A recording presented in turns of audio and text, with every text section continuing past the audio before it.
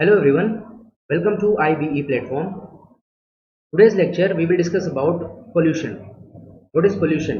तो बेसिकली ये वर्ड से आप लोग काफ़ी अवेयर हैं कि पोल्यूशन क्या होता है और इसके क्या क्या टाइप्स हैं। सबको पता है कि बेसिक से हैं soil pollution, air pollution, water pollution, sound pollution, ये एक बेसिक से हैं। बट बात यहाँ पर आती है कि एग्जाम पॉइंट ऑफ व्यू से हमको क्या क्या कवर अप करना है। तो इस स्लाइड में, जैसे प्रीवियस स्लाइड में मैंने बात करी थी, ये एक सिनॉप्सिस है। यहाँ पर आपको सारा इंपॉर्टेंट पॉइंट यहाँ पर मेंशन है और जो इसके अलावा इसके बाद भी जो इंपॉर्टेंट पॉइंट्स मिलते हैं वो आपको पीडीएफ फॉर्म में मिल जाएंगे। क्लियर है? आई होप आपको ये सारी चीज़ समझ में आ रही होगी। अगर आपको अभी भी कोई प्रॉब्लम है तो आप हमारे व्हाट्सएप ग्रुप या कमेंट सेक्शन में हमको ये बता सकते हैं। तो हाँ, एक चीज़ और ध्यान रखिएगा कि टाइम कम है तो आप अभी से चीज़ों को तैयार करते रहिए। थोड़ा सा प्रॉब्लम हो रहा होगा चीज़ों को मैनेज करने के लिए, बट टाइम मैनेजमेंट करना आप सीखिए। ठीक है, चलिए।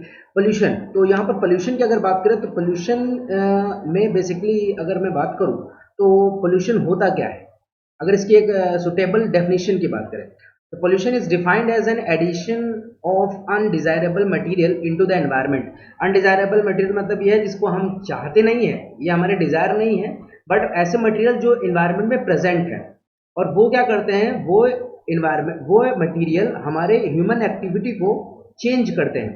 अब ये चेंजमेंट पॉजिटिव हो सकता है या निगेटिव हो सकता है। बेसिकली अगर बात करें तो वो निगेटिव ही हो सकता है, पॉजिटिव तो वो चेंजमेंट नहीं होता है। बेसिकली सिंपल सी बात है, पोल्यूशन क्या करता है, एक निगेटिव ही रिजल्ट देता है। ठीक है, पहले पॉजिटिव देता था बट अब निगेटिव देता है, आप ये भी बोल सकते हो। और ये चीजें धीरे धीरे क्लियर भी हो जाएंगी किस तरीके से मैं बोल रहा हूँ कि पहले पॉजिटिव था अब निगेटिव हो रहा है। ठीक है, the agent which cause environmental pollution are called pollutant. तो बेसिकली पोल्यूटेंट क्या होते हैं, ऐसे मटेरियल्स जो पोल्यूशन कॉज करते हैं, दैट इज पोल्यूटेंट। ठीक है, फॉर एग्जांपल अगर मैं बात करूं एयर पोल्यूशन में, तो एयर पोल्यूशन में अगर सिंपल सी बात करें तो जो मॉलिक्यूल्स होते हैं, जैसे अगर मैं बात करूं एक फॉर एग्जांपल ओजोन की बात करूं तो एक गुड गुड ओजोन है और एक बैड ओजोन है। बैड ओजोन हमारे ट्रोपोस्फेयर में प्रेजेंट है, ट्रोपोस्फेयर, और स्ट्रेटोस्फेयर जो सेकंड लेयर है वहां पर गुड ओजोन प्रेजेंट है। तो बैड ओजोन जो है वो हमारे लिए एक पोल्यूटेंट है और वो पोल्यूटेंट पोल्यूशन कॉज करता है। तो सिंपल सी बात है कि एक डिजायरेबल मटेरियल जो हमारी एक्टिविटी को चेंज करता है in negative manner, that is called pollution, and the material that cause pollution is called pollutant। Clear? तो ये मेन डिफरेंस है पोल्यूशन एंड पोल्यूटेंट्स में। ओके, तो नेक्स्ट स्लाइड में देखते हैं कि यहाँ पर क्या है। यहाँ पर क्लासिफिकेशन मेंशन किया गया कि क्लासिफिकेशन पोल्यूशन का किस बेस पे किया गया है। तो यहाँ पर सबसे पहले आपको दिख रहा है प्राइमरी पोल्यूशन। प्राइमरी पोल्यूशन का मतलब क्या है, these are pollution these are the pollutant persistent in the environment in the form it released from the source। Simple सा मतलब है कि प्राइमरी पोल्यूशन का मतलब ये होता है, प्राइमरी पोल्यूटेंट्स के मतलब ये होता है कि जो जिस सोर्स से निकला है वो उसी सोर्स से वहां पर प्रेजेंट है। For example carbon dioxide, nitrogen oxide, sulphur dioxide and DDT.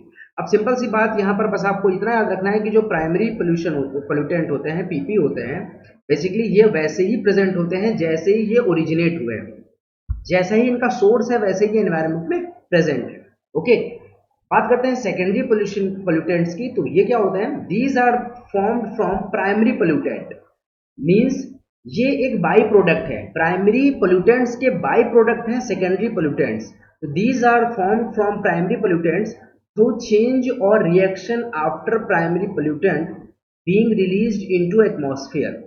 Simple सा मतलब ये है कि जो प्राइमरी पोल्यूटेंट है, प्राइमरी पोल्यूटेंट में इन्वायरमेंटल रिएक्शन होती है, इन्वायरमेंटल रिएक्शन की वजह से क्या होता है, सेकेंडरी पोल्यूशन का पोल्यूटेंट का फॉर्मेशन होता है। सिंपल सी बात है। क्लियर? तो प्राइमरी पोल्यूटेंट की वजह से सेकेंडरी पोल्यूटेंट का फॉर्मेशन होता है और इसके एग्जांपल हैं nitrogen oxide and hydrocarbon react photochemically to produce para.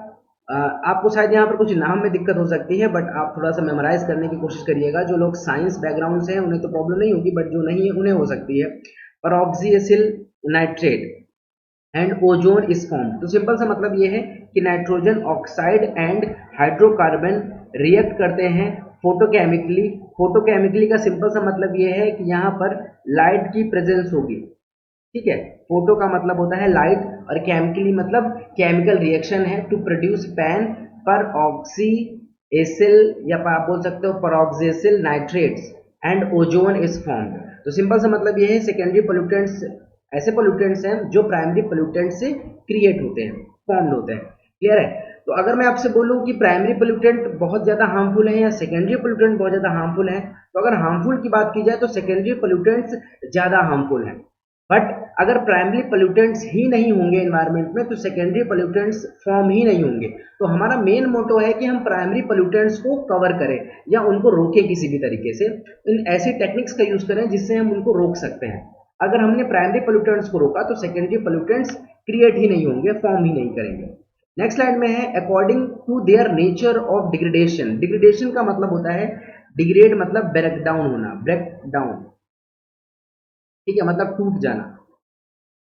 Break down करना मतलब छोटे छोटे पार्ट में उसको तोड़ देना, ठीक है, that is break down.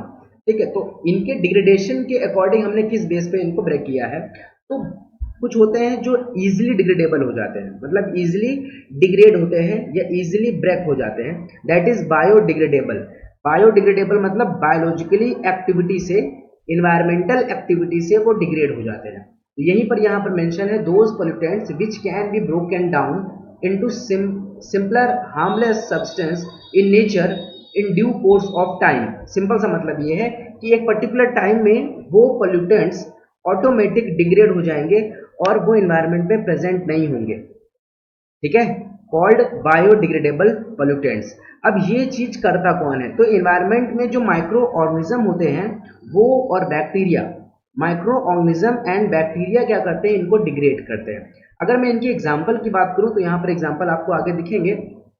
Domestic waste, urine, sewage, agriculture residues, paper, wood, cloth, cattle dung, animal bones, leather, wool, vegetable stuff, plant, ये जितने भी हैं, these are the example of biodegradable. Paper हमारा बायोडिग्रेडेबल है। बट अगर मैं polythene की बात करूं या पॉलीथाइलिन की बात करूं, पॉलीथाइलिन मीन्स पॉलीथीन, ये नॉन बायोडिग्रेडेबल है, मतलब ये डिग्रेडेबल नहीं है, इसको डिग्रेड होने में बहुत टाइम लगता है, लाखों करोड़ों साल लग जाते हैं इसको ब्रेक डाउन होने पर।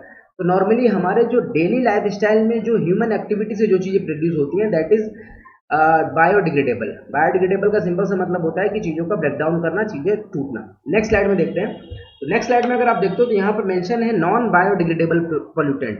नॉन बायोडिग्रेडेबल का पोल्यूटेंट का मतलब क्या है कि चीज़ों का टूट जाना। चीज़ों का टूटने का मतलब क्या है कि चीज़ों का ब्रेक डाउन करना।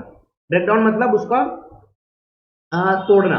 तो यहाँ पर अभी हमने बायोडिग्रेडेबल का मतलब किया था, बायोडिग्रेडेबल का मतलब होता है कि उसको टूट जाना, नॉन बायोडिग्रेडेबल का मतलब है कि उसका नहीं टूटना। सिंपल सा मतलब है those pollutants which can not be broken down into simpler harmless substance in nature are called non biodegradable pollutants. मतलब जो इजीली ब्रेक नहीं हो सकते या इनको ब्रेक होने में बहुत ज़्यादा टाइम लगता है वो है नॉन बायोडिग्रेडेबल पोल्यूटेंट्स। क्लियर है? और इनका जो आप बोल सकते हो कि ये जो पोल्यूटेंट्स हैं ये बहुत ज़्यादा हार्मफुल हैं इन्वायरमेंट में। और इसके एग्जांपल की बात करें तो आप सबको पता है प्लास्टिक। प्लास्टिक क्या है, एक नॉन बायोडिग्रेडेबल पोल्यूटेंट है, मतलब इसको ब्रेक करने में, इसको टूटने में बहुत टाइम लगता है। Polythene, wax, insecticide, pesticides, mercury, lead, arsenic, metal, तो जितने भी ये एग्जांपल लिखे हुए हैं these are the non biodegradable pollutants. तो बेसिकली अगर हमने बात करी है आपसे डिग्रेडेबल के अकॉर्डिंग तो यहाँ पर दो टाइप हैं, first one is biodegradable and second one is non biodegradable pollutants. Next बात करते हैं हम according to the origin of pollutants, मतलब वो जो पोल्यूटेंट्स है वो ओरिजिनेट कैसे हुआ है। अगर हम उसके ओरिजिन की बात करते हैं तो यहाँ पर भी दो टाइप है, first one is natural pollutants and second one is anthropogenic pollutants. ठीक है, तो नेचुरल का मतलब होता है जो नेचर से बना है और एंथ्रोपोजेनिक का मतलब होता है जो ह्यूमन एक्टिविटी से बना हुआ है, ह्यूमन एक्टिविटी से बना हुआ है। ठीक है, यहाँ पर मेंशन भी है these are the pollutants emitted by natural process. Natural process का मतलब सिंपल सा बात है कि प्लांट्स जो होते हैं वो कार्बन डाइऑक्साइड को यूज करते हैं, ऑक्सीजन लिबरेट करते हैं, ठीक है, बट ड्यूरिंग डे टाइम वो क्या करते हैं, कार्बन डाइऑक्साइड को लिबरेट करते हैं। तो ये नेचुरल है, कार्बन डाइऑक्साइड नेचुरली इन्वायरमेंट में रिलीज हो रही है। इसके अलावा मैं ओजोन की बात करूं तो बैड ओजोन ऐसा नहीं है कि इन्वायरमेंट में अभी प्रेजेंट है, इन्वायरमेंट में पहले भी प्रेजेंट थी, बट यहाँ पर कंसेंट्रेशन क्या हो रहा है, इंक्रीज हो रहा है। ग्रीन हाउस गैसेस पहले भी प्रेजेंट थी और अभी भी है, बट पहले कंसेंट्रेशन उनका क्या था, बहुत ज्यादा, कंसेंट्रेशन उनका बहुत ज्यादा कम था, बट अभी का कंसेंट्रेशन क्या हो रहा है, बहुत ज्यादा हाई हो रहा है। तो ये है नेचुरल पोल्यूटेंट्स। बट अगर मैं एंथ्रोपोजेनिक पोल्यूटेंट्स की बात करूँ तो these are pollutants caused by man made activity. वही मैंने बोला था कि मैन मेड मतलब ह्यूमन एक्टिविटी, जो हम लोग करते हैं, मतलब हमारे जो बाई प्रोडक्ट है, हमारा डायरेक्टली बाई प्रोडक्ट नहीं है हमारा, जैसे हम चलाते हैं ऑटोमोबाइल में, मतलब जैसे हम कार यूज करते हैं तो कार में पेट्रोल का यूज करते हैं, ठीक है। हम मशीन्स का यूज करते हैं तो मशीन में फ्यूल चाहिए, तो वहां पर भी क्या करते हैं, फ्यूल में भी बाई प्रोडक्ट निकलता है। जितनी भी बड़ी बड़ी फैक्ट्रीज है वहां पर भी बाई प्रोडक्ट के फॉर्म में सल्फर डाइऑक्साइड, कार्बन मोनोऑक्साइड, ये सारी गैस लिबरेट होती है। तो ये है एंथ्रोपोजेनिक। एंथ्रोपोजेनिक आप याद रखना, ये वर्ड इंपॉर्टेंट है। एंथ्रोपोजेनिक मीन्स होता है मैन मेड पोल्यूटेंट्स या मैन मेड। यहाँ पर भी एंथ्रोपोजेनिक है, मतलब सिंपल सा मतलब है that is man made. Okay, next बात करते हैं pollution indicator species. Pollution indicator species का मतलब ये है कि ऐसे स्पीसीज या ऐसे पर्टिकुलर इन्वायरमेंटल स्पीसीज जो इंडिकेट करते हैं कि पोल्यूशन का लेवल क्या है। और ये क्वेश्चन सबसे ज्यादा पूछा गया है, कई एग्जाम में देखने को मिलता है कि कौन सा ऐसा इन्वायरमेंटल इंडिकेटर है। तो इन्वायरमेंटल इंडिकेटर की बात करें तो यहाँ पर मैंने एक डायग्राम भी ऐड किया हुआ है। तो एक बर्ड आपने सुना होगा लाइकेन। लाइकेन जो होता है वो ग्रीन कलर में होता है, यहाँ पर आपको दिख रहा है ग्रीन कलर में लाइकेन है, ठीक है। ये जो डायग्राम में मैंने ऐड किया है ये ग्रीन कलर में है। अगर इसका कलर चेंज हो जाता है, डिकलराइजिंग, मतलब आप यहाँ देख सकते हो ब्लैक या ब्राउन कलर में कन्वर्ट हो रहा है, तो अगर यहाँ पर अगर मैं बात करूँ तो यहाँ पर पोल्यूशन बहुत ज्यादा है, यहाँ पर पोल्यूशन ज्यादा है और यहाँ पर पोल्यूशन कम है। मतलब लाइकेन जो है वो एक इंडिकेटर है, क्लियर है। तो इसमें जो क्या मैंने मेंशन किया है, a species of organism that can indicate an area of pollution by its presence or absence in that specific area। मतलब एक पर्टिकुलर एरिया में वो स्पीसीज प्रेजेंट है या एब्सेंट है, इसके अकॉर्डिंग आप बता सकते हो कि वहां पर पोल्यूशन है या नहीं है। अगर वो प्रेजेंट है मतलब वहां पोल्यूशन का लेवल बहुत कम है या नहीं है, एब्सेंट है वहां पर पोल्यूशन, पोल्यूटेंट्स वहां पर बहुत कम है। और अगर कहीं पर है, कहीं पर वो स्पीसीज एब्सेंट है, तो इसका सिंपल सा मतलब ये होता है कि वहां पर पोल्यूशन का लेवल बहुत ज्यादा है। तो lichens are plant that grow in exposed place such as rock और ट्री बार्क। ट्री बार्क का मतलब होता है पेड़ के बाहर की तरफ जो उसकी बार्क होती है, वहां पर ये लाइकेंस प्रोड्यूस होते हैं। तो सिंपल सी बात याद रखना, ये लाइकेन इंपॉर्टेंट है। लाइकेन एक इन्वायरमेंटल इंडिकेटर है जो पोल्यूशन को इंडिकेट करके बताता है, क्लियर है। नेक्स्ट टाइप में बात करते हैं। अब हम यहाँ पर पोल्यूशन के टाइप देखेंगे। तो फर्स्ट वन है वाटर पोल्यूशन।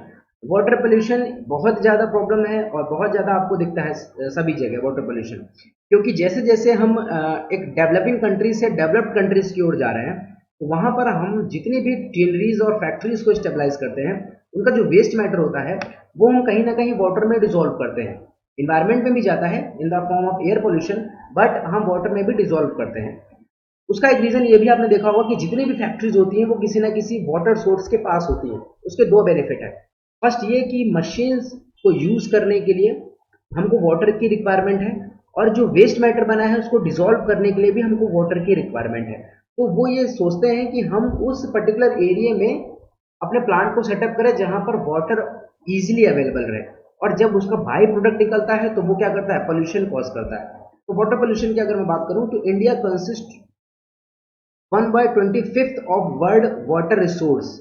मतलब जो टोटल रिसोर्स की बात करें तो पूरे वर्ल्ड का 1/25 नंबर में आता है India. The total utilizable water resource of the country और असेस्ड एज 1086, मतलब 1086 किलोमीटर, क्लियर है, पर क्यूब। ठीक, तो ये जो है ये वाटर पोल्यूशन का एक मतलब सॉरी वाटर सोर्स का एक डेटा है छोटा सा, जिसमें आप यहाँ पर देख सकते हो। अब यहाँ पर बात करते हैं कि वाटर पोल्यूशन के सोर्स क्या क्या है, क्या क्या सोर्स हैं। तो केमिकल, फर्टिलाइजर एंड पेस्टिसाइड, ठीक है। पेस्टिसाइड जब हम कल्टीवेशन करते हैं तो कल्टीवेशन को में इंसेक्ट को खत्म करने के लिए, मतलब वो इन्फेक्ट ना करें हमारे वेजिटेबल्स को, हमारे प्लांट को, तो वहां पर हम पेस्टिसाइड्स डालते हैं। तो ये पेस्टिसाइड्स भी क्या होते हैं, धीरे धीरे हमारे ह्यूमन चेन में एंटर करते हैं। अभी आप आगे पढ़ोगे बायोमैग्निफिकेशन। बायोमैग्निफिकेशन का मतलब ये होता है कि धीरे धीरे कोई पर्टिकुलर एक पार्टिकल, एक पोल्यूटेंट, वो हमारी बॉडी में एंटर करता है और उसकी कंसंट्रेशन इंक्रीज होने लगती है, दैट इज बायोमैग्निफिकेशन। वो सब आगे डिस्कस करते हैं। तो यहाँ पर सोर्स है chemical, fertiliser and pesticides. Industrial waste, मैंने अभी बात करी थी इंडस्ट्रीज के वेस्ट। माइनिंग एक्टिविटी में भी वेस्ट मैटर निकलता है।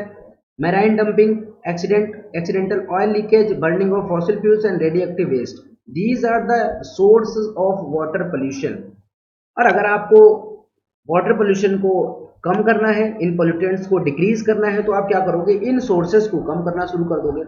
आपको केमिकल फर्टिलाइजर यूज करना है बट लिमिटेड अमाउंट में। इंडस्ट्रियल वेस्ट, कैसे इंडस्ट्रियल वेस्ट कवर होगा, आप इंडस्ट्रीज को मूव कर सकते हो बट रिलोकेट करना एक प्रॉब्लमेटिक है।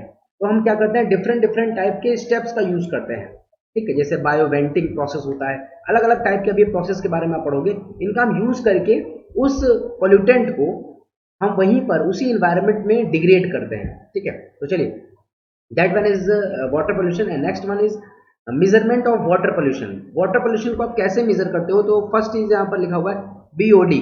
बीओडी का यहाँ याद रखना फुल फॉर्म है बायोलॉजिकल ऑक्सीजन डिमांड। मतलब सिंपल सा मतलब है कि ऑक्सीजन की डिमांड कितनी है, ठीक है। तो बीओडी का सिंपल सा मतलब यह है कि कोई वाटर बॉडी है, उस वाटर बॉडी में ऑक्सीजन की कितनी डिमांड हो रही है। अगर डिमांड ज्यादा है मतलब वहां पर आप क्या बोल सकते हो, पोल्यूशन ज्यादा है। और अगर डिमांड कम है तो पोल्यूशन कम है। चलो देखते हैं क्या होता है। BOD is the amount of dissolved oxygen, ये वर्ड याद रखना, dissolved oxygen needed by bacteria in decomposing the organic waste present in water. It is expressed in milligram of oxygen per litre of water. याद रखना है कि इसको कैसे represent करते हैं, एक लीटर में, पर लीटर में मिलीग्राम सब्सटेंस है वो यूज करते हैं हम, ठीक है। तो अभी मैंने आपको बताया था कि जो बायोडिग्रेडेबल होते हैं, उन बायोडिग्रेडेबल पोल्यूटेंट्स को डिग्रेड करने के लिए बैक्टीरिया आते हैं और स्मॉल माइक्रो ऑर्गेनिज्म होते हैं। ये बायोडिग्रेडेबल ये जो माइक्रो ऑर्गेनिज्म और बैक्टीरिया होते हैं, जब इनको डिग्रेड करना होता है किसी पोल्यूटेंट को, तो उनको ऑक्सीजन की सप्लाई चाहिए। और ये ऑक्सीजन प्रेजेंट होता है एनवायरनमेंट में भी और वाटर बॉडी में। तो वाटर बॉडी में वो डिजॉल्व्ड ऑक्सीजन का यूज करते हैं। तो सिंपल से यहाँ लिखा हुआ है BOD is amount of dissolved oxygen needed by bacteria in decomposing the organic waste. Decomposing मतलब उसको ब्रेक करना, clear. The higher value of BOD indicates low dissolved oxygen content of water. मतलब अगर बीओडी का वैल्यू ज्यादा है मतलब biological oxygen demand ज्यादा है। अगर ऑक्सीजन की डिमांड ज्यादा है तो सिंपल सा मतलब है कि उस वाटर में ऑक्सीजन कम है। अगर उस वाटर में ऑक्सीजन कम है तो सिंपल सी मतलब यहां पर है कि ऑक्सीजन कंटेंट वाटर में कम है, डिजॉल्व्ड ऑक्सीजन कम है। अगर बीओडी की डिमांड ज्यादा है मतलब वहां पर पोल्यूशन ज्यादा है, उस वाटर में पोल्यूशन ज्यादा है। इसका सिंपल सा मतलब है कि वाटर में ऑक्सीजन कम है, तभी तो डिमांड हो रही है, बायोलॉजिकल ऑक्सीजन डिमांड। अगर यहाँ पर ऑक्सीजन की डिमांड कम होती या बीओडी की वैल्यू कम होती, मतलब ये था कि पोल्यूशन वहां पर क्या है, कम है, इसीलिए वहां पर कम से कम अमाउंट में ऑक्सीजन की रिक्वायरमेंट हो रही है। चलिए नेक्स्ट देखते हैं। तो नेक्स्ट है आपका COD, that is chemical oxygen demand. ये कैश ऑन डिलीवरी नहीं है, that is COD, chemical oxygen demand. तो यहां पर क्या है इसको देख लेते हैं। COD measure the amount of oxygen in part per million. ये याद रखना, वहां मिलीग्राम था और यहां पर है पार्ट पर मिलियन।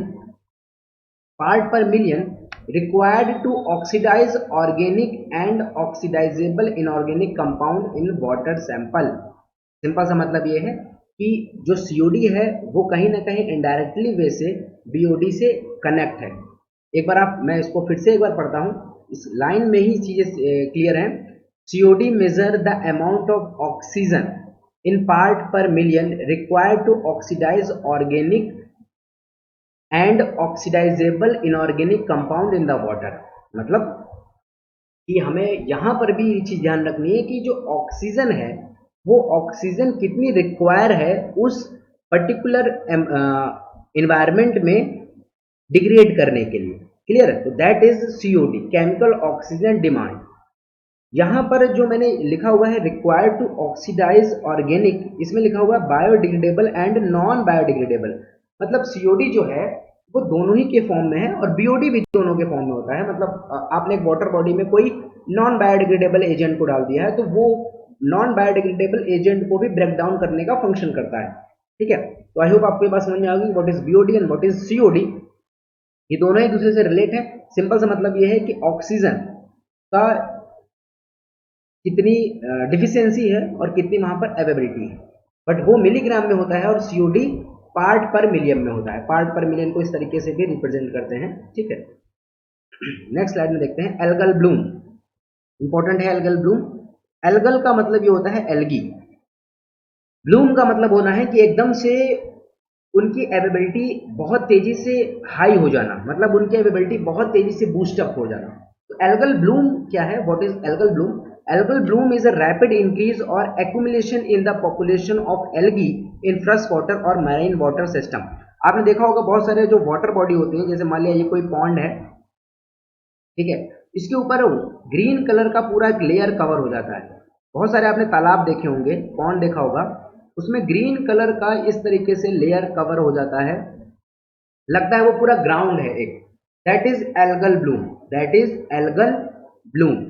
क्योंकि वहां पर क्या होता है कि जो एल्गी है वो डिवाइड करके अपने आप को इंक्रीज करता है, अपने नंबर्स को इंक्रीज करता है, और ये रैपिडली होता है, बहुत तेजी से होता है, ठीक है। तो algal bloom are the consequences of eutrophication. मतलब ये जो सॉरी, ये जो एल्गल ब्लूम है, ये किसका रिजल्ट है? कंसिक्वेंस मतलब है किसका रिजल्ट है? That is result of eutrophication. Eutrophication की प्रेजेंस से एल्गल ब्लूम होता है। क्लियर? तो आई होप एल्गल ब्लूम समझ गए होंगे कि वाटर बॉडी के ऊपर जब एल्गी बहुत तेजी से अपने नंबर्स को इंक्रीज करती है, दैट इज एल्गल ब्लूम। और एल्गल ब्लूम का मेन रीजन है यूट्रोफिकेशन, ठीक है। यूट्रोफिकेशन क्या होता है ये नेक्स्ट स्लाइड में देखते हैं। What is eutrophication? यूट्रोफिकेशन का एक नाम और है डिस्ट्रोफिकेशन और हाइपरट्रॉफिकेशन, ठीक है। यूट्रोफिकेशन, डिस्ट्रोफिकेशन एंड हाइपरट्रॉफिकेशन, तो इनके तीन नाम है, बट ज्यादातर यूज होता है ये वाला यूट्रोफिकेशन। यूट्रोफिकेशन होता क्या है? Eutrophication is when a body of water becomes overly enriched with mineral and nutrients which induce excessive growth of algae. मतलब जब किसी भी वाटर में बहुत ज्यादा मिनरल्स प्रेजेंट हो जाते हैं, ठीक है, enriched with minerals and nutrients, जब बहुत ज्यादा मिनरल्स हैं, न्यूट्रिएंट्स हैं, तो जो एल्गी है वो बहुत तेजी से डिवाइड करती है, और जब डिवीजन होगा तो उनके नंबर्स इंक्रीज होंगे। यही रीजन है कि जो एल्गल ब्लूम है वो यूट्रोफिकेशन का रिजल्ट है। यूट्रोफिकेशन मीन्स होता है enriched with minerals and nutrients. तो आई होप आप इस बात को समझ गए होंगे कि व्हाट इज यूट्रोफिकेशन। ये चीज एल्गल ब्लूम आपको बहुत चारों तरफ आपको दिखती है। अब बेसिकली एल्गल ब्लूम की वजह से होता क्या है, प्रॉब्लम्स क्या आती है, तो ये देखो आप। एल्गल ब्लूम की वजह से होता क्या है कि जैसे मान लिया कि ये कोई वाटर बॉडी है, इस वाटर बॉडी के अंदर छोटे छोटे एनिमल्स रहते हैं, फिश रहती है, और ऊपर से एल्गी ने इसको पूरी तरीके से कवर कर दिया है, क्योंकि एल्गी में बहुत तेजी से डिवीजन हो रहा है, क्योंकि वहां पर यूट्रोफिकेशन की प्रेजेंस से मिनरल्स और न्यूट्रिएंट्स बहुत ज्यादा है। तो जब ऊपर से यहाँ पर बंद कर दिया है, तो क्या यहाँ पर ऑक्सीजन अंदर एंटर कर पाएगी? यहाँ पर ऑक्सीजन एंटर नहीं कर पाएगी, जिसकी वजह से क्या होगा कि जो अंदर छोटे छोटे जो एनिमल्स हैं, प्लांट हैं, ठीक है, माइक्रो ऑर्गेनिज्म हैं, उनकी डेथ हो जाएगी। यहाँ पर क्या हो जाएगी? इनकी डेथ हो जाएगी, क्योंकि उनको प्रॉपर ऑक्सीजन नहीं मिलेगी। क्लियर है? एक तरफ आप देख रहे हो कि यहाँ पर मिनरल्स भी ज्यादा है, न्यूट्रिएंट्स भी ज्यादा है, बट ऊपर से ऑक्सीजन ब्लॉक हो जाएगी। क्लियर है? तो आई होप आप इस बात को समझ गए होंगे कि what is eutrophication, what is algal Bloom. Okay, चलिए नेक्स्ट स्लाइड में देखते हैं। नेक्स्ट स्लाइड में है dead zone. Dead zone word से ही क्लियर है। डेड जोन, अभी मैंने जो बताया आपको ना, एल्गल ब्लूम, एल्गल ब्लूम को भी डेड जोन से आप कनेक्ट कर सकते हैं। जब कोई वाटर बॉडी में ऐसी एक्टिविटी होती है, तो क्या वहां पर कोई प्रेजेंट होगा? नहीं, वहां पर कोई भी एनिमल, कोई भी इंसेक्ट, छोटे मोटे जितने भी हैं स्पीसीज है, वो प्रेजेंट नहीं होगी, जिसकी वजह से ये एक तरीके की डेड जोन हो जाएगी। ठीक है, तो ये एक तरीके से डेड जोन में कन्वर्ट हो जाएगा। तो what is dead zone? Dead का मतलब ही है कि कोई वहां सर्वाइव नहीं करता है, और जोन मतलब वो पर्टिकुलर एरिया, नाम से क्लियर है। तो dead zones are the area in ocean and large body of fresh water like lakes where the level of dissolved oxygen is too low to sustain marine life. Marine life का मतलब ये है water life. पानी में जिंदा रहने के लिए उनके पास उतनी ऑक्सीजन नहीं है, डिजॉल्व ऑक्सीजन नहीं है, जिसकी वजह से उस एरिया को डेड जोन डिक्लेयर किया गया है। आप ये भी बोल सकते हो कि जो डेड जोन है उसका जो बायोलॉजिकल ऑक्सीजन डिमांड है, बीओडी है, वो बहुत ज़्यादा है। अगर वहाँ पर ऑक्सीजन की डिमांड ज़्यादा है मतलब वहाँ पर डिजॉल्व ऑक्सीजन कम है, इसीलिए वो ऑक्सीजन को ज़्यादा मांग रहा है। क्लियर? तो डेड जोन में यहाँ पर मैंने एक छोटा सा एक डायग्राम ऐड किया है, और वो डायग्राम जो आपको दिख रहा है, ये डायग्राम क्या है आपका, आई होप आपको शायद ये डायग्राम में दिख रहा होगा, इस तरफ मेरी इमेज बनी हुई है। बेसिकली ये जो डायग्राम है ये मैंने इंडिया का के कॉन्टेक्स्ट में बनाया है। ये इस तरीके से है, ये पेनिनसुलर एरिया है इंडिया का, ठीक है।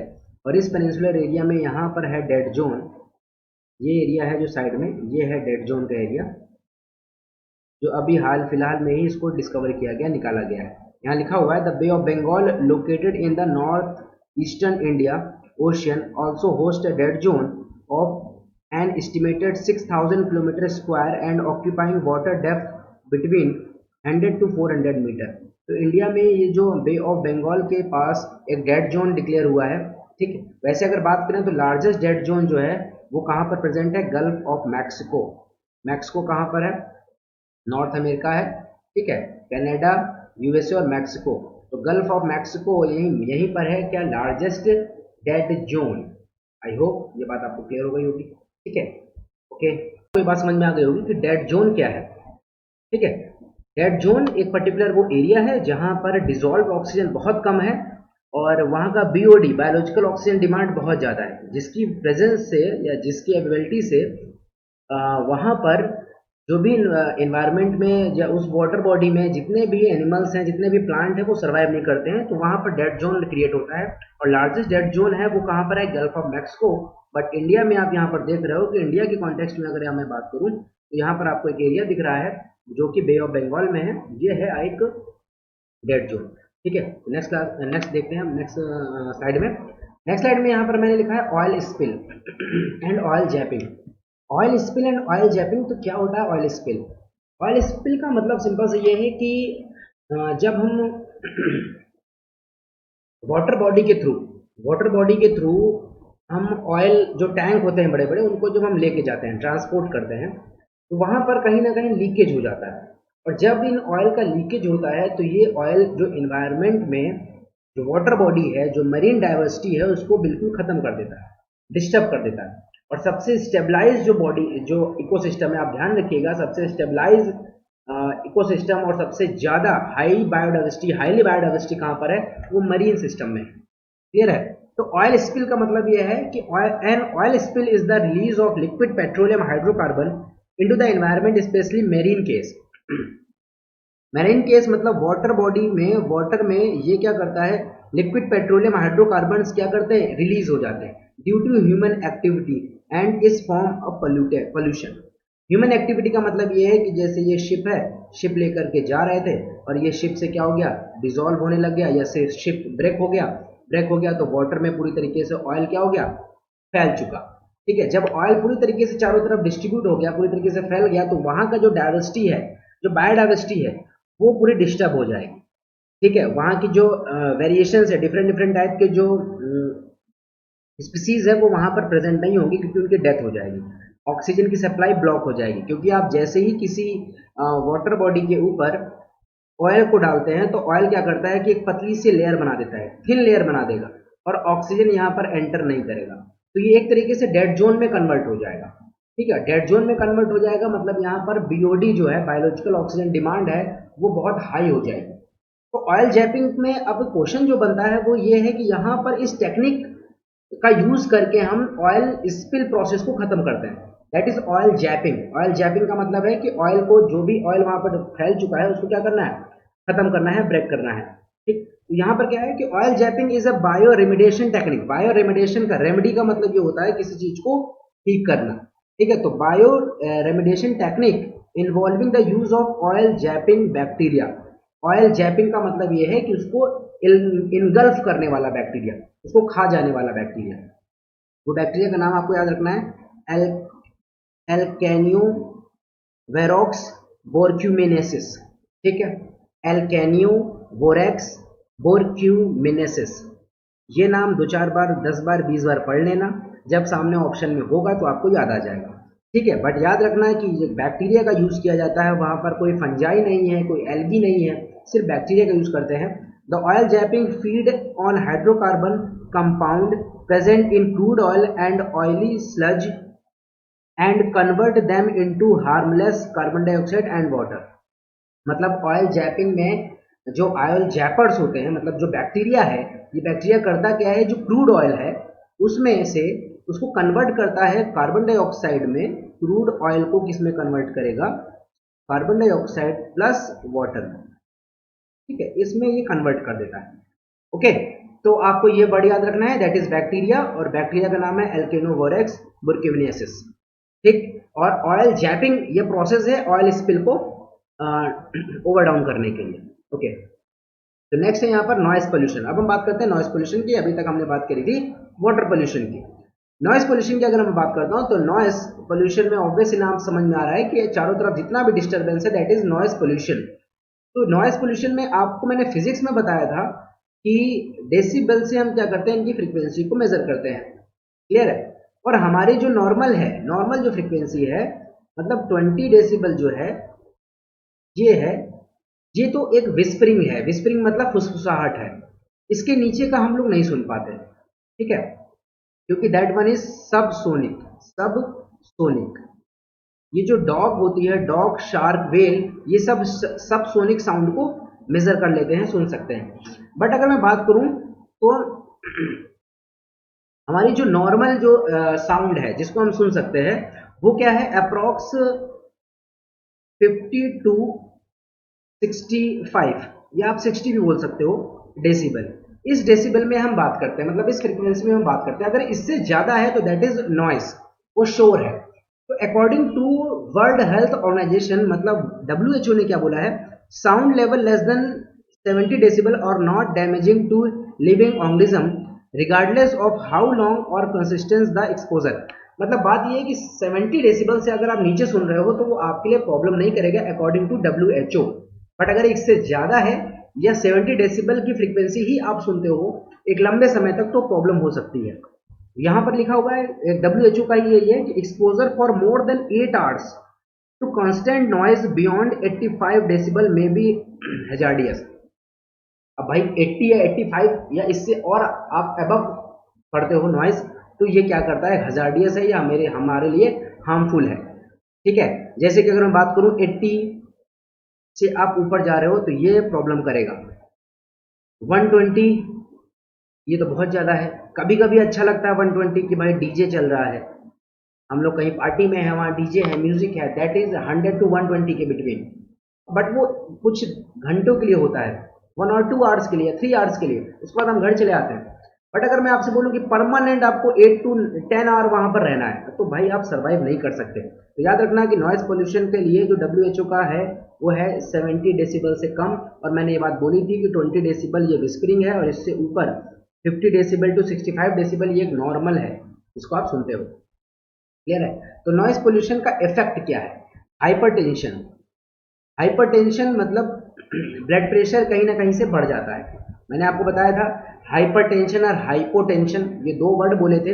जब किसी का बीपी 150 से ऊपर जाता है तो इसको बोलते हैं हम हाइपरटेंशन, और जो नॉर्मल बीपी होता है वो 120/80 होता है, that is systolic, that one is diastolic. तो जब सिस्टोलिक वैल्यू, ये सब मैंने आपको पढ़ाया हुआ है बायोलॉजी में, जब सिस्टोलिक वैल्यू 150 से ऊपर जाती है दैट इज हाइपरटेंशन, मतलब relate to blood pressure, BP high हो जाता है। हियरिंग डिसेबिलिटी, हियरिंग डिसेबिलिटी मतलब हम ऊंचा सुनने लगते हैं। स्लीपिंग डिसऑर्डर, हमें नींद जल्दी नहीं आती। और कार्डियोवेस्कुलर इश्यूज, कार्डियोवेस्कुलर मतलब हमारी बॉडी में जो वेस्कुलर प्रॉब्लम है, मतलब आप कहीं ना इनडायरेक्टली वैसे समझो कि आर्टरी वेन्स में ब्लड फ्लो में कहीं ना कहीं प्रॉब्लम आती है। क्लियर है, नेक्स्ट है एयर पोल्यूशन के में अब हम बात करते हैं। तो एयर पोल्यूशन में क्या क्या है, यहाँ पर कौन कौन से पोल्यूटेंट्स हैं। तो ये अभी हमने सुना था नॉइस पोल्यूशन, और नॉइस पोल्यूशन को अगर आपको ओवरकम करना है तो आप कैसे करोगे, तो उन सारी चीजों को आप कम कर दो भाई, सिंपल सी बात है। जहां पर ज्यादा शोर है वहां से आप जाना बंद करो। अब इनके सोर्सेज क्या होते हैं तो वो आपको पता है कि नॉइस पोल्यूशन के सोर्सेज क्या है, ट्रैफिक है, ठीक है, या बहुत बड़ी बड़ी जो मशीन्स होती हैं, जो जहां पर फैक्ट्रीज होती है उनके चारों तरफ का जो एरिया होता है, यहाँ पर परमानेंट कांस्टेंट लेवल में एक फ्रिक्वेंसी रिलीज होती है और वो एक लंबे टाइम बाद हमें प्रॉब्लम करती है। ठीक है, तो एयर पोल्यूशन की बात करते हैं। तो एयर पोल्यूशन में दो टाइप से डिवाइड किया गया। First one is primary pollutant and second one is secondary pollutants. Primary pollutants का मतलब वो है कि जो डायरेक्टली फॉर्म में हमको क्या करते हैं, अफेक्ट करते हैं, और सेकेंडरी पोल्यूटेंट्स का मतलब ये है कि वो प्राइमरी पोल्यूटेंट से ही आएंगे इनडायरेक्टली वे से। तो चलो देखते हैं क्या है। The pollutants that directly cause air pollution are known as primary pollutants, ये मैंने शुरुआत में ही आपको बताया था। और सेकेंडरी पोल्यूटेंट्स क्या होते हैं? The pollutants formed by intermingling and reaction of primary pollutants are known as secondary pollutants. मतलब प्राइमरी पोल्यूटेंट से रिएक्शन होगी तो सेकेंडरी पोल्यूटेंट्स क्रिएट होंगे, ये मैंने आपको बताया था। प्राइमरी पोल्यूटेंट्स का एक एग्जांपल मान लो आप कार्बन डाइऑक्साइड, ये क्या है? एक प्राइमरी पोल्यूटेंट है। ठीक है, बट यहाँ पर अगर मैंने क्या आपको एग्जांपल दिया था बैड ओजोन, तो बैड ओजोन क्या है? ये है सेकेंडरी पोल्यूटेंट्स। क्लियर? चलिए देखते हैं कि क्लासिफिकेशन ऑफ पोल्यूटेंट्स यहाँ पर कैसे कैसे क्लासिफिकेशन दिया है। तो ये कुछ पार्टिकुलेट पोल्यूटेंट्स हैं, मतलब जो पार्टिकल फॉर्म में है, lead, fly ash, metallic oxide, nano particles. ठीक है, दैट वन। गैसेस पोल्यूटेंट्स की बात करें तो carbon monoxide, carbon dioxide, chlorofluorocarbon, ozone, ये बैड ओजोन है, नाइट्रोजन ऑक्साइड, सल्फर डाइऑक्साइड। ठीक है, और यहाँ पर भी लिखा हुआ है कि volatile organic compound, benzene, ethylene, biological pollutants, asbestos and radon. ठीक है, रेडॉन जो होता है ये इंडोर पोल्यूशन है, मतलब इंडोर पोल्यूटेंट है रेडॉन। ये आप घर के अंदर हो, रूम के अंदर हो, तो यहाँ पर रेडान, जो रेडान है, सॉरी रेडान, रेडान कहीं ना कहीं आपको प्रॉब्लम क्रिएट करता है। That is the classification of pollutants, और बेसिकली ये है एयर पोल्यूटेंट्स। नेक्स्ट हम बात करते हैं पार्टिकुलेट पोल्यूटेंट्स क्या क्या होते हैं। तो पार्टिकुलेट जो पोल्यूटेंट्स होते हैं ये फाइन पार्टिकल्स होते हैं। अब इनका क्या साइज होता है, इनको किस बेस पे डिवाइड किया गया है कि हैवी पार्टिकल्स क्या हैं, नैनो पार्टिकल्स क्या हैं, तो वो हम इस वाली स्लाइड में देखेंगे। The particles that pollute the air by being suspended can be defined as particulate pollutants. Simple सा मतलब ये है कि जो आपके इन्वायरमेंट में एयर में हर टाइम मूव करते रहते हैं, फ्लोट करते रहते हैं, सस्पेंड करते रहते हैं, जिसको आप नहीं देख पाते हो, बट वो हर समय मेरे इस एनवायरनमेंट में भी वो पोल्यूटेंट्स प्रेजेंट है, आपके चारों तरफ भी वो पोल्यूटेंट्स प्रेजेंट है, बट कहीं पर है ज़्यादा है और कहीं पर कम है। बट इनका साइज क्या है? Their size range from 0.001 to 500 micrometer in diameter. ये होता है इनका size 0.001 to 500 micrometer, that is the size of particulate pollutants. अब इनको बेसिकली तीन पार्ट में डिवाइड किया गया है, heavy particulate matter, suspended particulate matter and nano particulate matter. Heavy में आता है मोर देन 10 माइक्रोमीटर। माइक्रोमीटर का ये सिंबल है, माइक्रो ये है, मीटर ये है। ठीक है, तो more than 10 micrometer that is heavy particulate matter settle down after a point. एक टाइम बाद क्या करते हैं, ये इन्वायरमेंट में नीचे की तरफ बैठ जाते हैं। ठीक है, आप मास्क का यूज करोगे तो भी इनको रोक सकते हो, ये हैवी पार्टिकल है, ये धीरे धीरे धीरे धीरे इन्वायरमेंट में नीचे की तरफ आकर के सेटल डाउन हो जाते हैं। Suspended particulate matter, suspended particulate matter का ये है कि ये एयर में सस्पेंड करेंगे। सस्पेंड का मतलब है मूव करेंगे, जैसे नहीं हवा में हर समय प्रेजेंट होते हैं, आप उनको चाह कर भी नहीं रोक पाते हो, ये है suspended. Less than 10 micrometer, 10 micrometer से कम होते हैं। Float and move freely with air current, air current के साथ क्या करते हैं, ये फ्लोट करते रहते हैं। और नैनो पार्टिकुलेट मैटर का मतलब ये है लेस देन 0.02 माइक्रोमीटर, मतलब ये कितने ज़्यादा छोटे हैं, आप इसको आप मास्क लगा लो तो भी आप इसको नहीं रोक सकते। Very light and harmful form aerosol, ये एरोसोल का फॉर्मेशन करते हैं। क्लियर है? तो आपको ये तीनों डिवीजन याद रखने हैं। हैवी पार्टिकुलेट मैटर, सस्पेंडेड, नाम से क्लियर है जो सस्पेंड हो रहा है। हैवी का मतलब ये है कि वो बहुत ज़्यादा हैवी है, नीचे आ जाएगा। ठीक है, तो more than 10 micrometre, suspended less than 10 micrometre, और nano particulate matter less than 0.02 micrometre. Okay, चलिए आगे देखते हैं। आगे हमारा the effect of air pollution, सबको पता है बट तब भी मैंने इसे मेंशन किया है। क्या इफेक्ट है? Increase risk of respiratory illness and cardiovascular problem. भाई एयर में इतनी ज़्यादा प्रॉब्लम है तो सांस लेने में तो प्रॉब्लम होगी, तो हमारा रेस्पिरेटरी सिस्टम डिस्टर्ब होगा। आपको मैंने एक डिजीज बताई थी, एम्फाइसीमा एक डिजीज बताई थी जिसमें जो एयर सैक है वो कोलैप्स कर जाते हैं, शायद आपको ना याद हो।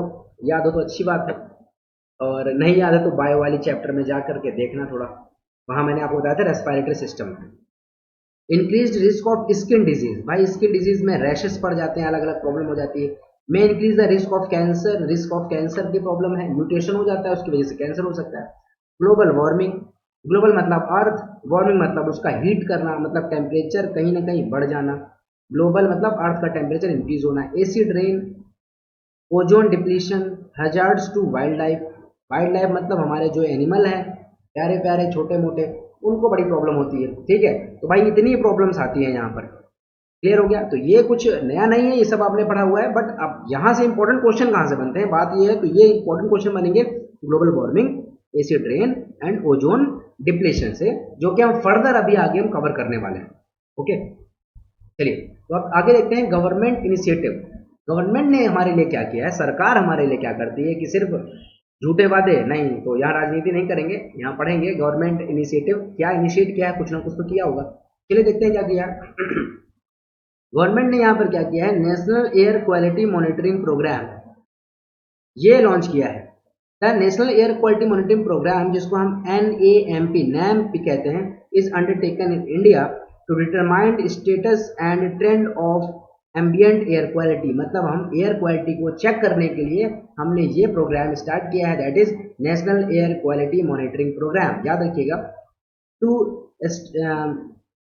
certain to certain the compliance of NAAQS। Basically आपको बस यहाँ याद क्या रखना है कि इसका फुल फॉर्म याद रखना है, national air quality monitoring programme. और नेशनल एयर क्वालिटी इंडेक्स, ये जो इंडेक्स आप देख रहे हो नेशनल एयर क्वालिटी इंडेक्स, ये इंडेक्स इसी प्रोग्राम के अंडर में प्रोड्यूस किया जाता है, मतलब इंडेक्स बनाया जाता है। ठीक है, तो national air quality index was launched by the prime minister in April 2015, starting with 14 cities to disseminate air quality information. मतलब 14 सिटीज में यहाँ पर स्टार्ट किया था प्राइम मिनिस्टर नरेंद्र मोदी के साथ, और 2015 में 2015 अप्रैल में। ठीक है, नेशनल एयर क्वालिटी इंडेक्स, अलग अलग एयर क्वालिटी इंडेक्स आता है और न्यूज़पेपर में भी निकलता है, आप इवन वेबसाइट में भी जा करके चेक कर सकते हो। तो national air quality monitoring programme के अंडर में हमने नेशनल एयर क्वालिटी इंडेक्स को ऐड किया गया है। ठीक है, ओके, चलिए आगे देखते हैं सॉइल पोल्यूशन। अब ये लास्ट आता है आपका सॉइल पोल्यूशन, लास्ट तो ऐसा नहीं है, बट जो आपने सुना है उसमें लास्ट है। अभी हम रेडियो एक्टिविटी, जो रेडियो एक्टिव मॉलिक्यूल्स होते हैं उनके बारे में पढ़ेंगे। सॉइल का मतलब यही होता है कि कहीं ना कहीं हमारी जो मिट्टी है, उस मिट्टी में क्या क्या प्रॉब्लम है, सॉइल में क्या क्या प्रॉब्लम आती है। तो सॉइल पोल्यूशन के तो बहुत सारे वेरिएशंस हैं, सबसे ज़्यादा जो वेरिएशन आते हैं वो क्या होता है, एक्सेस अमाउंट में फर्टिलाइजर का यूज़ करना। एक्सेस अमाउंट में जब हम फर्टिलाइजर का यूज़ करते हैं तो वहाँ कहीं ना कहीं प्रॉब्लम आती है। चलो वही हम इस चीज़ को कवर करते हैं। Soil pollution refer to the contamination of soil with anomalous concentration of toxic substance. भाई सॉइल पोल्यूशन है तो सॉइल में ही कंटामिनेशन होगा, और किसकी वजह से होगा, टॉक्सिक सब्सटेंस की वजह से होगा। The root cause of soil pollution is often one of the following, कौन कौन से हैं, agriculture, excessive industry activity, poor management और इनएफिशिएंट डिस्पोजल ऑफ वेस्ट। अब भाई देखो ये जो है ना इनएफिशिएंट डिस्पोजल ऑफ वेस्ट, इससे बहुत सारे वेस्ट आ जाते हैं, जैसे मेडिकल वेस्ट। मेडिकल वेस्ट बहुत बड़ी प्रॉब्लम बढ़ती जा रही है। सेकेंड, ई वेस्ट, इसमें तो और समस्या आ रही है। ई वेस्ट मतलब इलेक्ट्रॉनिक वेस्ट, हमारा लैपटॉप खराब हो गया, हमारा प्रिंटर खराब हो गया, हमने उसको फेंक दिया, रिपेयर कराया, रिपेयर नहीं हुआ, हमने उसको फेंक दिया तो वो डिग्रेड नहीं होगा, क्योंकि उसमें बहुत ज़्यादा ऐसे मटेरियल्स का यूज़ किया गया है जो नॉन बायोडिग्रेडेबल है, इजीली डिग्रेड नहीं हो सकते। ठीक है, ई वेस्ट में तो सबसे ज़्यादा प्रॉब्लम आ रही है। मेडिकल वेस्ट, ये सब है, इनका प्रॉपर डिस्पोजल नहीं हो पाता, मतलब इजीली ये डिस्पोज नहीं किए जाते।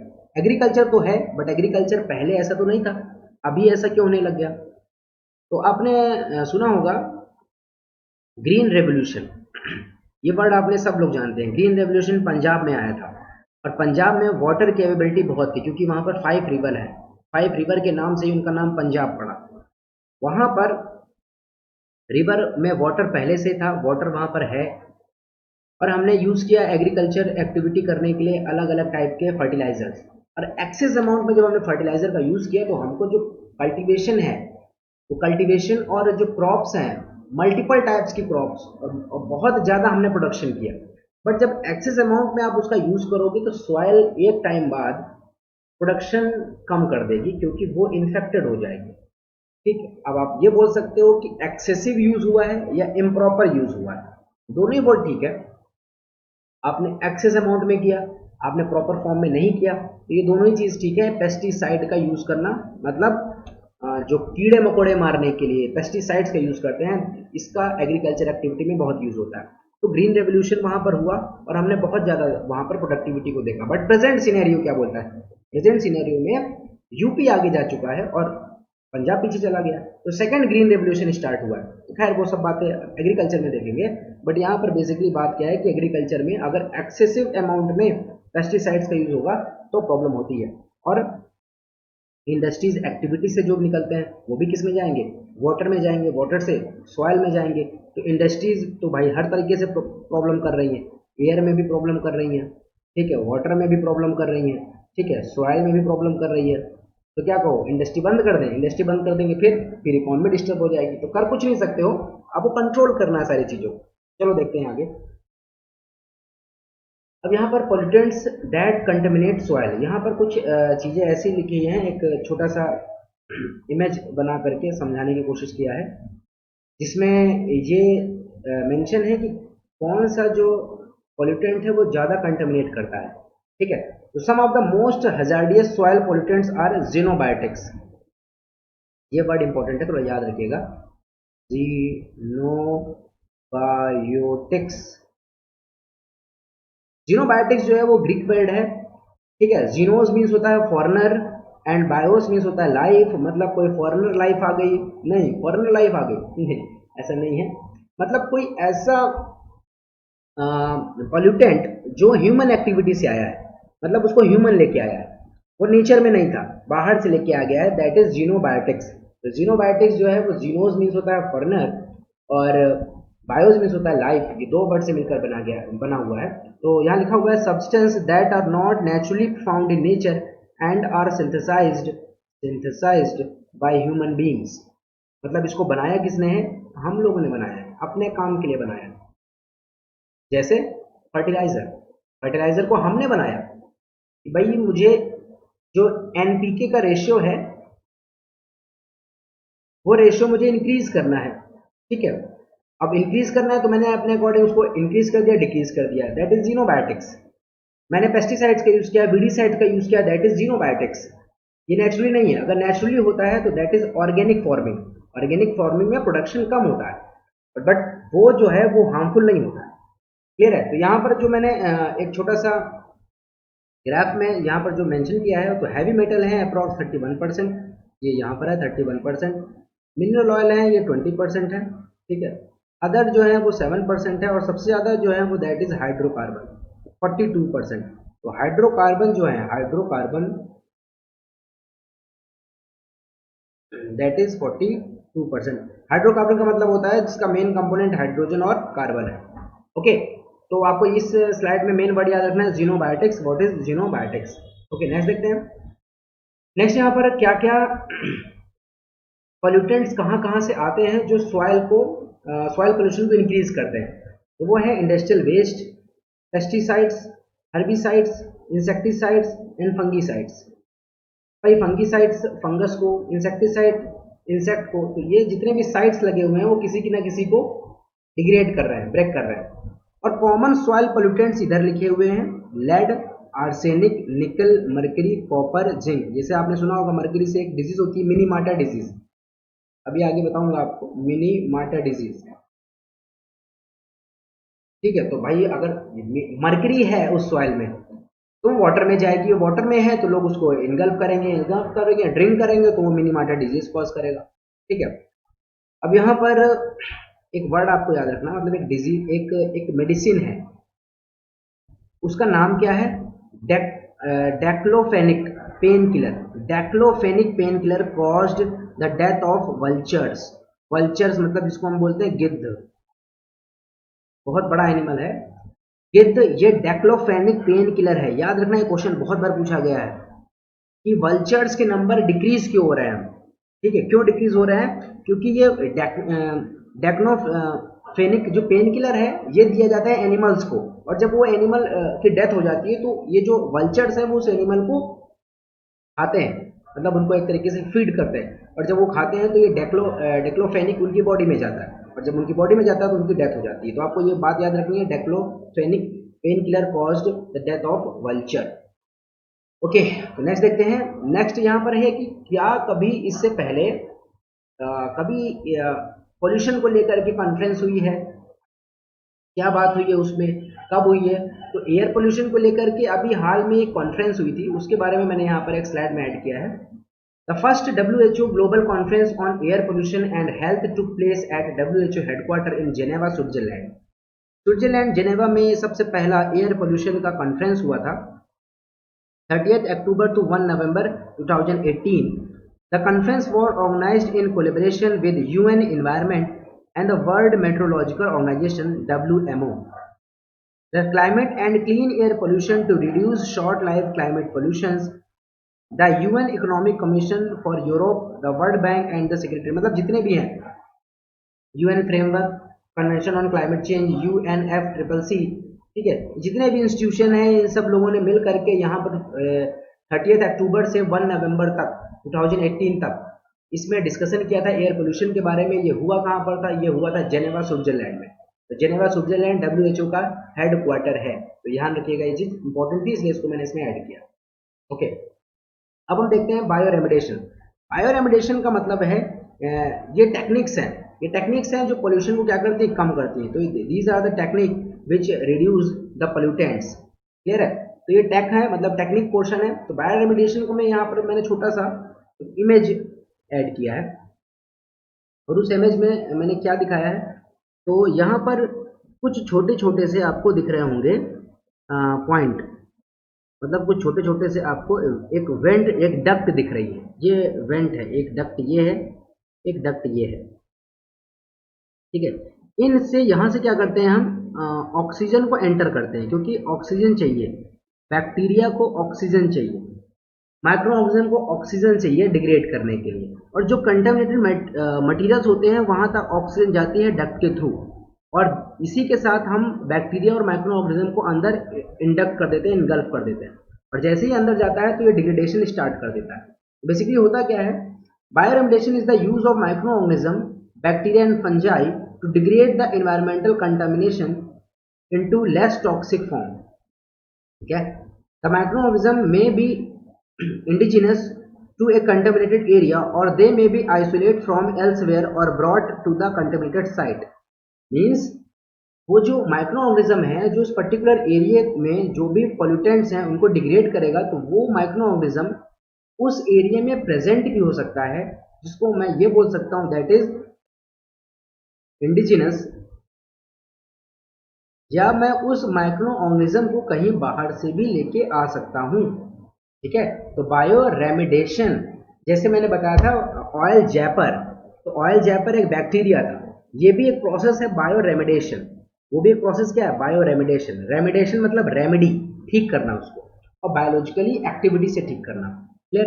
अब एक आता है आपके सामने एसिड रेन, आप सब लोगों ने सुना होगा, बट यहाँ पर इंपॉर्टेंट है ये acid rain.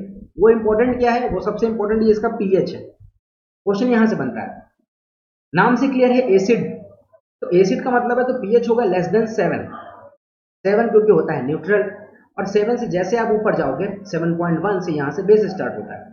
Acid rain is the rainfall that has been acidified, it is formed when oxides of sulfur and nitrogen react with the moisture in the atmosphere. It is rain with pH of less than 5.6। आपको यहाँ पर जो पूरा definition नहीं याद रखनी है, आपको याद रखना है कि भाई ये जो एसिड रेन है इसका पीएच क्या होता है, तो लेस देन 7, अप्रॉक्स 5.6, मैं लिख देता हूँ 5.6। क्लियर? अब एसिड रेन में होता क्या, बोला जाता है कि जो फर्स्ट रेन होती है, फर्स्ट रेन से बचना चाहिए, क्योंकि फर्स्ट रेन एसिड रेन होती है। एसिड रेन में जो मेन जो कंपोनेंट होता है वो सल्फर और नाइट्रोजन के ऑक्साइड होते हैं, ये रिएक्ट करते हैं जो इन्वायरमेंट में मॉइस्चर है, मतलब जो रेन है, और उसके थ्रू वो नीचे आते हैं।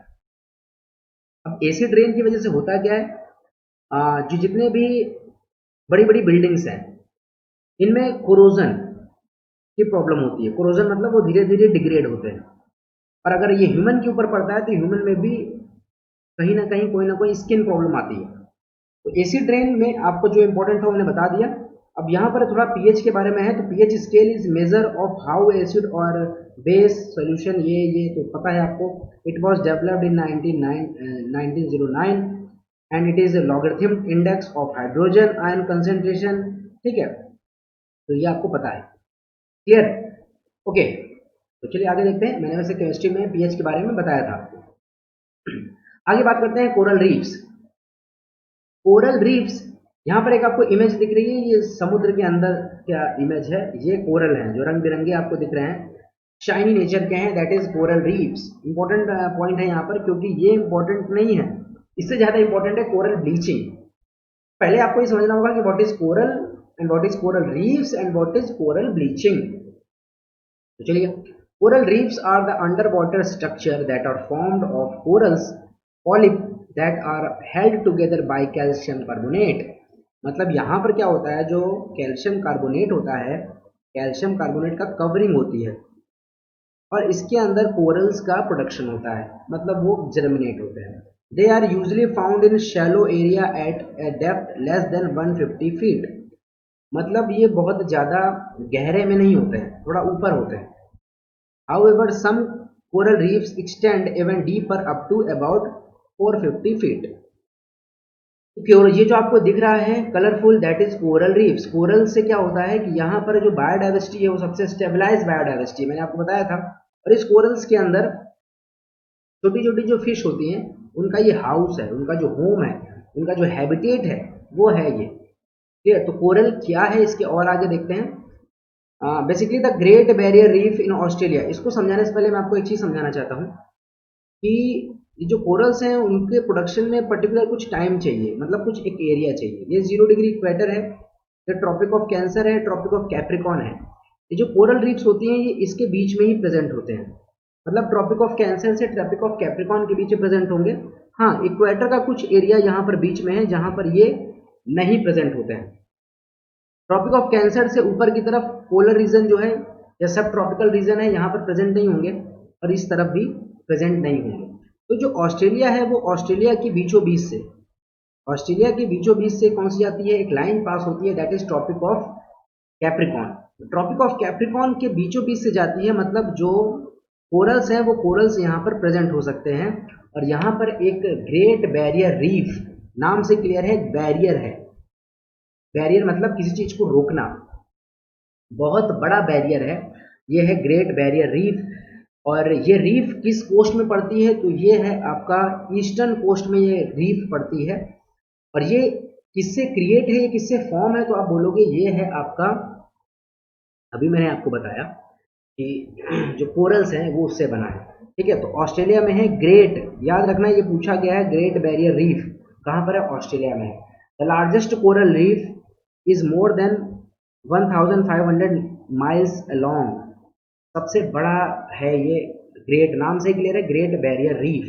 तो कोरल रीफ से आपको रीफ याद आएगा। The most favourable temperature for growth of the coral reef is between 23 to 25 degree Celsius. ये आपको बताया था कि ये नॉर्मल टेम्परेचर है 23 to 25 डिग्री सेल्सियस, इससे ज़्यादा या इससे कम टेम्परेचर होने पर वो सर्वाइव नहीं करते हैं। The temperature should not exceed 35 degree Celsius and average salinity between 27% to 40%। मतलब सैलिनिटी का भी यहाँ पर मैटर है, बहुत हाई सैलिनिटी और बहुत लो सैलिनिटी पे भी ये सर्वाइव नहीं करेंगे। तो अगर मैं इंडिया की बात करूं तो इंडिया में ये जो आपको दिखता है, मैं यहाँ पर एक बार बना के आपको दिखाता हूँ। इंडिया में जो आपको दिखता है इस तरफ अंडमान निकोबार, अंडमान निकोबार तो ये हिमालय से क्रिएट है, बट इसकी तरफ जो हम आते हैं लक्षद्वीप, लक्षद्वीप जो है ये किससे बना हुआ है, ये पूरा कोरल रीफ से क्रिएट है। अरेबियन सी में है लक्षद्वीप, ठीक है, बे ऑफ बंगाल में है आपका अंडमान निकोबार। क्लियर है? तो चलिए आगे देखते हैं। अब यहां पर जो मेन वर्ड आता है दैट इज कोरल ब्लीचिंग। ये ज्यादा इंपॉर्टेंट है कोरल से ज्यादा, ये क्योंकि ग्लोबल वार्मिंग की वजह से ऐसा हो रहा है। The main reason of for coral bleaching that is global warming. Global warming मतलब टेम्परेचर इंक्रीज हो रहा है, टेम्परेचर इंक्रीज होगा तो कोरल्स के लिए एक नॉर्मल टेम्परेचर चाहिए, बहुत हाई टेम्परेचर में ये सर्वाइव नहीं करेंगे। अब बात करते हैं कि कोरल ब्लीचिंग, ब्लीचिंग का मेन वर्ड क्या होता है। हम लोग अपने क्लॉथ्स को, अपने कपड़ों को बहुत अच्छे से चमकाने के लिए, साफ करने के लिए ब्लीच का यूज करते हैं। ब्लीच का मतलब ये होता है कि वो कलर को हटा देगा, डीकलराइज। कोई भी गंदा कलर, उसमें डस्ट पार्टिकल कुछ भी लगा है, वो बिल्कुल साफ कर देगा। डीकलराइजिंग एजेंट होता है ब्लीच। तो कोरल ब्लीचिंग का मतलब ये है कि कोरल क्या हो रहे हैं, कोरल से डीकलराइजिंग हो रहा है, मतलब उनका कलर जा रहा है, उनका कलर क्या हो रहा है, खत्म हो रहा है। वो जो शाइनी कलर के थे, कोई ग्रीन, कोई रेड, कोई ब्लू, ये सारे कलर उनके हट रहे हैं। तो इसके पीछे रीजन क्या है, क्या सारी कहानी है, देखते हैं। The coral and the zooxanthellae share a symbiotic relationship. मतलब ये जो कोरल्स होते हैं ना, जिसमें कैल्शियम कार्बोनेट का ये कवरिंग है, इसके अंदर एक एनिमल होता है, ये एनिमल है एल्गी है, दैट इज जूजेंथेली, ये इसमें प्रेजेंट होता है। ठीक। और ये दोनों सिम्बायोटिक रिलेशन में रहते हैं, साथ साथ रहते हैं। अगर एक चला जाएगा तो दूसरा मर जाएगा। अगर जूजेंथोफिली गया तो ये कोरल के ऊपर जो कवरिंग है ये खत्म हो जाएगी। क्लियर है। तो symbiotic relationship and 90% of the nutrients that are produced by the algae are transferred to the coral host। मतलब ये जो जूजेंथोफिली, ये जो एल्गी है, जितने भी न्यूट्रिएंट्स को प्रोड्यूस करता है, बनाता है, ये कौन यूज करता है, ये यूज करते हैं कोरल्स। तभी तो सिम्बायोटिक रिलेशन हुआ ना। एक को प्रॉफिट हो रहा है, दूसरे को लॉस हो रहा है, ये सिम्बायोटिक नहीं है। ये अभी आप आगे पढ़ोगे, सिम्बायोटिक का मतलब है दोनों को प्रॉफिट है, दोनों एक दूसरे पे डिपेंड है। ठीक है। या मैं बोल सकता हूं कि किसी को लॉस नहीं है, दोनों प्रॉफिट में है। But this relationship get affected under severe environmental stress which cause the loss of symbiotic algae, that is zooxanthellae. तो आपको ये नाम याद रखना है, जूजेंथोली ये एक एल्गी है और यहाँ पर सिम्बायोटिक रिलेशन होता है। तो जैसे टेम्परेचर बढ़ेगा, टेम्परेचर इंक्रीज होने पर ये सर्वाइव नहीं कर सकते हैं और इनके बाहर की तरफ कैल्शियम कार्बोनेट का प्रोटेक्शन होता है। ग्रेट बैरियर रीफ ऑस्ट्रेलिया में पाई जाती है।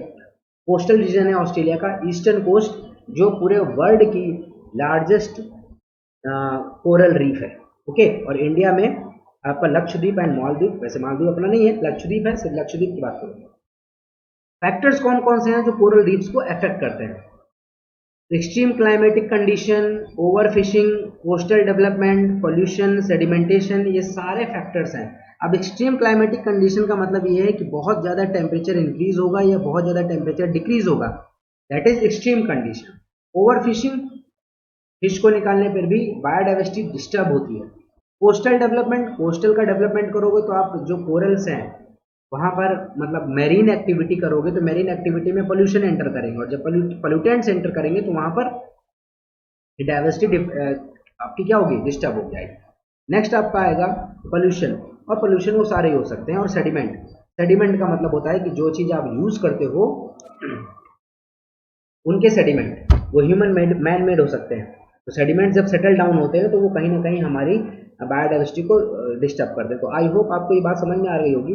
मेन इंपॉर्टेंट है ये बहुत ज़्यादा इंपॉर्टेंट है कोरल रीफ्स और कोरल ब्लीचिंग। ब्लीचिंग का मतलब है डीकलराइजिंग ऑफ कोरल, और उसका मेन रीजन है ग्लोबल वार्मिंग, और जितने भी मैंने यहाँ पर बताए हैं, extreme climatic condition, over fishing, coastal development, pollution और सेडिमेंटेशन। तो अगर इन सबको आप ओवरकम कर दोगे, खत्म कर दोगे, तो कोरल ब्लीचिंग नहीं होगी। और कोरल के लिए एक चीज याद रखना, जूजेंथोफिली ये एल्गी है जो कोरल के साथ एक सिम्बायोटिक रिलेशन में रहता है। ठीक है। तो जूजेंथोफिली है वो वहां पर न्यूट्रिएंट्स को प्रोवाइड कराता है और उस न्यूट्रिएंट्स की वजह से कोरल्स सर्वाइव करते हैं। क्लियर हो गया। तो यहाँ पर एक चीज और याद रखिएगा आप कि जो सबसे स्टेबल जो इकोसिस्टम है वो है मरीन इकोसिस्टम, और सबसे जो लार्ज इकोसिस्टम है वो भी है मरीन इकोसिस्टम। तो मेरीन में अगर फ्रेश वाटर की बात करें और सॉल्ट की मतलब बात करें, तो मतलब अगर आप सी की बात करते हो तो ऑब्वियस सी बात है, सी, ओशियन ये सबसे बड़ा है in comparison to fresh water ecosystem. Okay, चलो आगे देखते हैं नेक्स्ट स्लाइड में क्या हमने ऐड किया है। तो नेक्स्ट स्लाइड में ऐड किया है Ramsar site and Indian wetlands. ये इंपॉर्टेंट है भाई, बहुत इंपॉर्टेंट। रामसर साइट, ये रामसर जो है ये ईरान में एक जगह है। अब पहली बात तो प्रॉब्लम आती है ईरान और इराक, तो याद रखना ईरान, ईरान लिखा हुआ है यहाँ पर, ना कि इराक, ईरान। ठीक। तो अब देखते हैं यहाँ पर क्या क्या मेन मेन इंपॉर्टेंट है। एनी वेटलैंड, मैंने आपको वेटलैंड बताया था क्या होता है, तो एक वर्ड यूज किया था मैंने फर्स्ट वीडियो में, इकोटोन। इकोटोन का मतलब होता है दो इकोसिस्टम के बीच का एरिया, दैट इज इकोटोन। एक जगह लैंड है और एक जगह वाटर है, तो वाटर और लैंड के बीच का जो एरिया है दैट इज मार्शी लैंड या वेटलैंड, जहां पर दलदल है। ठीक है, तो any wetland site which has been listed under the Ramsar convention that aim to conserve it and promote sustainable use of its natural resource called Ramsar site. मतलब हमने एक कन्वेंशन किया था। देखो, एक वर्ड होता है कन्वेंशन और एक वर्ड होता है प्रोटोकॉल। कन्वेंशन और प्रोटोकॉल में एक डिफरेंस होता है। कन्वेंशन लीगली बाइंड नहीं होता है, बट प्रोटोकॉल लीगली बाइंड हो जाता है। ठीक है, तो नहीं, सॉरी, मैं उल्टा बोल गया। जो कन्वेंशन होता है वो लीगली बाइंड होता है, प्रोटोकॉल लीगली बाइंड नहीं होता है। प्रोटोकॉल मतलब आपको ये चीज करना है, बट कन्वेंशन में ये आपको करना पड़ेगा क्योंकि इन्फोर्स किया गया है आपके ऊपर। तो यहाँ पर क्या है, जो रामसर कन्वेंशन में जितनी भी चीजों को, जितने भी वेटलैंड को लिस्टेड किया गया था, उन वेटलैंड के अंदर जिस जो स्पीसीज रहती हैं, तो स्पीसीज को तो कंजर्व करने का काम IUCN देख रहा है, बट यहाँ पर मैं बात कर रहा हूँ उस पर्टिकुलर एरिया को कंजर्व करने की। वो एरिया जो मीटिंग हुई थी, वो मीटिंग कहाँ पर हुई थी, वो ईरान में हुई थी, और ईरान की वो जगह है रामसर। तो Ramsar convention is known as the convention of wetland. It was established by in 1971 by UNESCO and come into force in 1975। याद रखना, 1975 में ये फोर्स हुई थी, मतलब ये लागू किया गया था। India is a party to the Ramsar convention and sign under it on 1 February 1982। तो इंडिया ने 1982 में ऐड किया था, ये याद रखना। इंडिया ने 1982 में इसको जाकर के ऐड किया था। ओके, तो इंडिया में टोटल कितनी रामसर साइट है? ये 37 रामसर साइट हो गई है, ध्यान रखना। ये अभी इंपॉर्टेंट पॉइंट है क्योंकि ये अभी करंट का न्यूज है। 2020 मतलब सॉरी 2020 में आई थिंक जनवरी में ये चीज़ें हुई थी कि यूपी की कुछ 5-6 साइट थी, पंजाब की कुछ 2-4 साइट है, और एक महाराष्ट्र की साइट थी। इन सबको मिला करके लगभग 10 रामसर साइट अभी और ऐड हुई है। इसलिए मैंने बोला है कि आपको ये याद रखना है कि टोटल 37 रामसर साइट है, क्लियर, इंडिया में। तो रामसर साइट ये आपसे पूछा जाएगा, मैचिंग करने को भी आ जाता है। रामसर साइट बहुत ध्यान से समझो, रामसर साइट का रिलेशन है वेटलैंड से, क्लियर। क्योंकि अगर वेटलैंड नहीं बचेगा तो डायवर्सिटी खत्म हो जाएगी, वैनिश। क्योंकि एक तरफ है मेरीन और एक तरफ है लैंड मास। बहुत सारी ऐसी स्पीसीज होती है, मैंने आपको बताया था, जो वेटलैंड में रहना प्रेफर करती है, जहां से उनको वाटर भी मिलता है और लैंड मास भी मिलता है। तो इंडिया ने इसमें 1982 में साइन किया था, क्लियर हो गया। रामसर ईरान में है, बार बार बोल रहा हूँ, याद रखना। चिल्का लेक जो उड़ीसा में है, and Keoladeo national park Rajasthan were recognize as the first Ramsar site of India. Important point यहाँ पर सारे ऐड किए गए हैं, मैंने सारे यहाँ पर मेन पॉइंट ऐड किए हैं। चिल्का लेक उड़ीसा, कभी कभी ये नाम भी पूछ लेता है, चिल्का लेक कहाँ पर, उड़ीसा में है। Keoladeo national park Rajasthan, ये सबसे पहले बार रामसर साइट में लिस्ट किए गए थे। Uttar Pradesh has the most number of Ramsar site in India. It has 7 Indian wetland. यहाँ पर भाई यूपी जो है ये बाजी मार ले गया, यहाँ पर 7 वेटलैंड है। Sundarban wetland is the largest Ramsar site of India. Sundarban सबसे बड़ा है एरिया में, याद रखना, वेटलैंड। इसका एरिया यहाँ मैंने लिखा है 4230 एरिया इन स्क्वायर किलोमीटर। और ये कब ऐड हुआ है? ये है आपका 2019 में इसको ऐड किया गया है, लास्ट में, क्लियर है। तो ये चीज़ आप देख लेना। Renuka wetland in Himachal Pradesh is the smallest wetland in India. Renuka ये हिमाचल प्रदेश में है।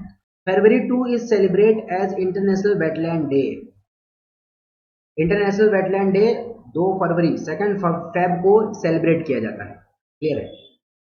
India has added 10 more wetland to the site protected by the Ramsar convention. ये अभी मैंने बोला आपको, ये इंपॉर्टेंट है, ये करंट अफेयर का है थोड़ा सा, कि जनवरी 2020 में 10 रामसर साइट अभी ऐड किए गए हैं। इसमें यूपी है, पंजाब है और महाराष्ट्र है।